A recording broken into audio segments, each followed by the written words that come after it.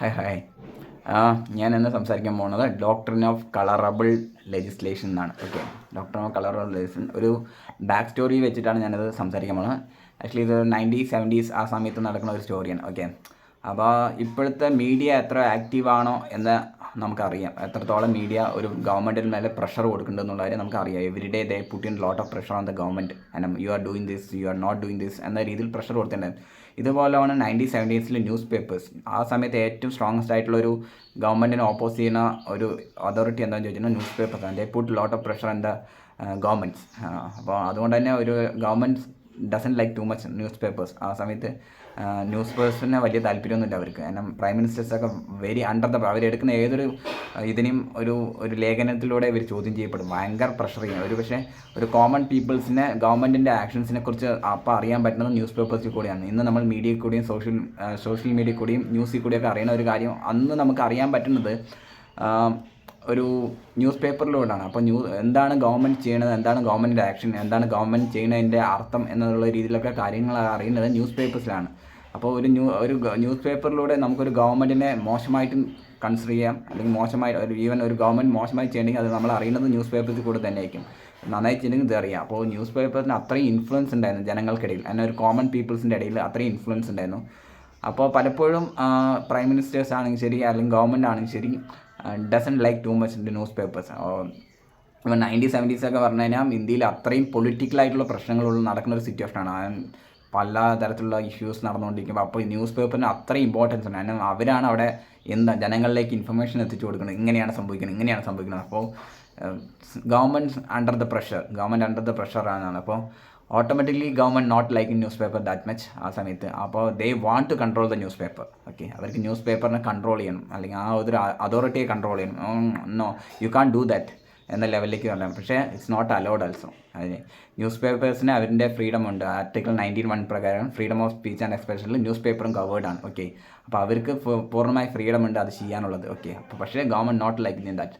അപ്പോൾ government want to control these kind of actions from newspapers. അല്ലെങ്കിൽ ഇത്രയും അവരിലേക്ക് എക്സ്ട്രീം പ്രഷർ കൊടുക്കുന്ന ന്യൂസ് പേപ്പേഴ്സിനെ ഒന്ന് കൺട്രോൾ ചെയ്ത് കീപ്പ് ചെയ്യാൻ അവർക്ക് വലിയ താല്പര്യം ഉണ്ടായിരുന്നു.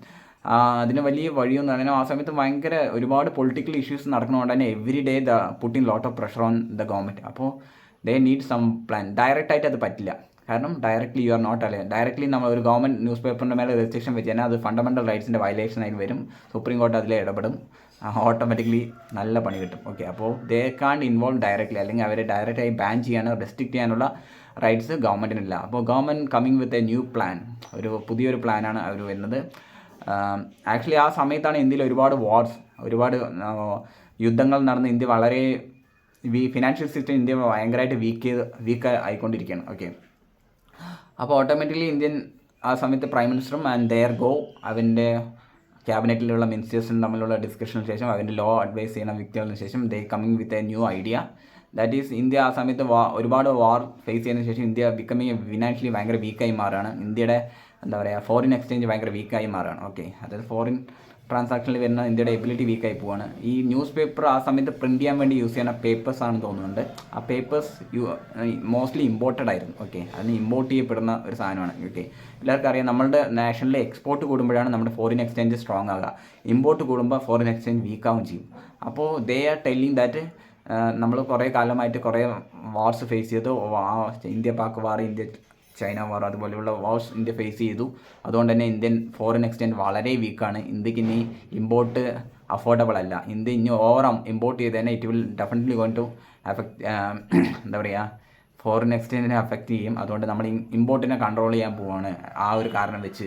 സോ ഡെഫിനറ്റ്ലി ന്യൂസ് പേപ്പേഴ്സിന് വേണ്ടിയുള്ള പേപ്പേഴ്സ് അങ്ങനെയുള്ള കാര്യങ്ങളൊക്കെ ഇമ്പോർട്ട് ചെയ്യപ്പെടുകയാണ്. അപ്പോൾ അതുകൊണ്ട് തന്നെ ഞങ്ങൾക്ക് ഇതെല്ലാം ഒന്ന് റെസ്ട്രിക്റ്റ് ചെയ്യണം എന്ന് പറഞ്ഞിട്ട് അവരൊരു ന്യൂസ് പ്രിൻറ്റ് പോളിസി പറഞ്ഞിട്ടൊരു ലോ കൊണ്ടുവരികയാണ് ആ സമയത്ത്. ഓക്കെ, ആ ലോ പ്രകാരം ഈ ഇമ്പോർട്ടിനെ കൺട്രോൾ ചെയ്യണം. ഓട്ടോമാറ്റിക് ഇമ്പോർട്ടിനെ കൺട്രോൾ ചെയ്യപ്പെടുന്ന സമയത്ത് അത് നേരെ പോയി കൺട്രോൾ ചെയ്യുന്നത് ന്യൂസ് പേപ്പേഴ്സിനെ അവർക്ക് കൂടുതൽ അച്ചടിക്കാനുള്ള റെസ്ട്രിക്ഷൻ വരികയാണ്, അല്ലെങ്കിൽ അവർക്കൊരു ലിറ്ററലി ഇൻഡയറക്ട്ലി ഒരു റെസ്ട്രിക്ഷൻ വരികയാണ്. ഓക്കെ, അപ്പോൾ ഓട്ടോമാറ്റിക്കലി അവരവിടെ കൺട്രോൾ ചെയ്യപ്പെട്ട് കഴിഞ്ഞു. ന്യൂസ് പേപ്പേഴ്സ് കൺട്രോൾ ചെയ്യപ്പെട്ട് കഴിഞ്ഞു.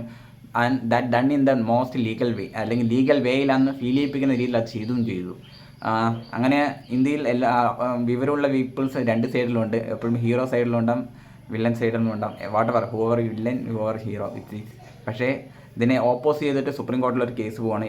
അതായത് ഇങ്ങനെ ന്യൂസ് പ്രിൻറ്റ് പോളിസി പറഞ്ഞ ഒരു നിയമം കൊണ്ടുവന്നു. It's against my fundamental rights, അല്ലെങ്കിൽ പ്രസ്സിൻ്റെ ഫണ്ടമെൻ്റൽ റൈറ്റ്സിൻ്റെ എഗെയിൻസ്റ്റ് ആണ് പറഞ്ഞിട്ട് കേസ് പോവാണ് സുപ്രീം കോടതിയിൽ കേസ് പോയി. കാരണം ആർട്ടിക്കിൾ 19(1)A പ്രകാരം പ്രസ്സിന് അല്ലെങ്കിൽ ന്യൂസ് പേപ്പേഴ്സിന് അവരുടെ ഫ്രീഡം ഉണ്ട്, അവരുടെ ഫ്രീഡം ഓഫ് സ്പീച്ച് ആൻഡ് എക്സ്പ്രഷനിൽ അവർ കവേർഡാണ്. ഓക്കെ, അപ്പോൾ അതിൻ്റെ മേലെ ഒരു ഇൻഡയറക്റ്റ് ആയിട്ടുള്ള ഒരു കടന്നാക്രമണമായിട്ടാണ് ഈ ഒരു പുതിയൊരു നിയമത്തിന് അവർ കൺസിഡർ ചെയ്തത്. കാരണം ഞങ്ങളുടെ ഫ്രീഡത്തിന് റെസ്ട്രിക്കപ്പെട്ടു എന്ന രീതിയിൽ സുപ്രീം കോടതിയിൽ കേസ് പോവാണ്. സുപ്രീം കോടതിയിൽ കേസ് പോയ സമയത്ത് സുപ്രീം കോടതിൻ്റെ മെസ്സേജ് പോവാണ് ആ സമയത്ത് പ്രൈം മിനിസ്റ്റർ ആയിട്ടുള്ള വ്യക്തിക്ക്, അല്ലെങ്കിൽ ആ സമയത്ത് ഗവൺമെൻറ്റിന് മെസ്സേജ് പോകണം, you are not allowed to do something indirectly which you are not allowed to do directly. അതായത് നമ്മൾ ഡയറക്റ്റായി ചെയ്യാൻ അലൗഡ് അല്ലാത്ത ഒരു കാര്യം നിങ്ങൾ ഇൻഡയറക്റ്റായിട്ട് ചെയ്യാനും അലൗഡ് അല്ല എന്ന് പറയും. കാരണം ഡയറക്റ്റായിട്ട് അവർ അലൗഡ് അല്ല.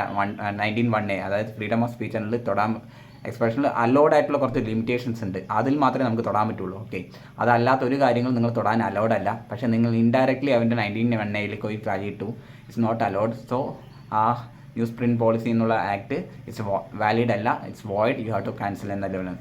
അത് വളരെ എന്താ പറയുക ബ്യൂട്ടിഫുള്ളായിട്ട് ഫോം ചെയ്തെടുത്തൊരു സാധനമായിരുന്നു. പക്ഷേ ഇന്ത്യയിൽ ഏറ്റവും പ്രൈമറായി നിൽക്കുന്ന ഒരു സുപ്രീം കോടതി അതായത് ഒരു ഫ്രീഡം ഓഫ് സ്പീച്ചിനെ അത് അവർ അഫക്റ്റ് ചെയ്യേണ്ടതെന്ന് കണ്ടുപിടിക്കുകയും അതിന് ഒരു കേസ് വന്നതിന് ശേഷം അവർ അലൗഡ് അപ്പോൾ പറഞ്ഞിട്ടുള്ള ഈ ഡോക്ട്രിൻ ഓഫ് ഒരു കളറബിൾ ലെജിസ്ലേഷൻ പറയും. അതായത് you are not allowed to do something indirectly which you are not allowed to do directly. നമ്മൾ ഡയറക്റ്റായി ചെയ്യാൻ അലൗഡ് അല്ലാത്തൊരു കാര്യം ഇൻഡയറക്റ്റ് ആയിട്ടും ചെയ്യാൻ അലൗഡ് അല്ല എന്നത്.